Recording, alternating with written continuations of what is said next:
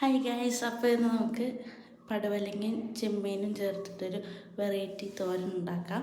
പടവലങ്ങ നീളത്തിലരിഞ്ഞത്, കാന്താരി മുളക്, ചുവന്നുള്ളി നമ്മൾ ചതച്ചെടുക്കുകയാണ്. ചീൻചട്ടി വെച്ചിട്ട് നമ്മൾ വെളിച്ചെണ്ണ ഒഴിച്ച് കടുക് പൊട്ടിച്ച് ചതച്ചെടുത്ത ചുവന്നുള്ളി, കാന്താരി മുളകൊക്കെ ചേർത്ത് നന്നായിട്ട് വഴറ്റി അതിലേക്ക് നമ്മൾ നീളത്തിലരിഞ്ഞ് വെച്ച പടവലങ്ങ ചേർക്കുകയാണ്. നമ്മൾ നന്നായിട്ടൊന്ന് മിക്സ് ചെയ്ത് കൊടുക്കണം. അതിലേക്ക് നമുക്ക് കറിയിലേക്ക് ആവശ്യത്തിന് ഉപ്പ് എന്ന് പറഞ്ഞാൽ പടവലങ്ങ വെന്ത് ചുരുങ്ങി പോകുന്നൊരു സാധനമാണ്. അതുകൊണ്ട് തന്നെ കുറച്ച് ഉപ്പിട്ടാൽ മതി, അല്ലെങ്കിൽ വെന്ത് കഴിയുമ്പോൾ ഉപ്പ് കൂടുതലായിരിക്കും. അതൊന്നങ്ങനെ ചേർത്ത് ഇളക്കി നമ്മൾ അതിലേക്ക് കുറച്ച് തേങ്ങ ചിരകിയതും ചേർത്ത്, പിന്നെ വേറൊരു പാത്രത്തിൽ നമ്മൾ ചെമ്മീൻ ചൂടാക്കുകയാണ്.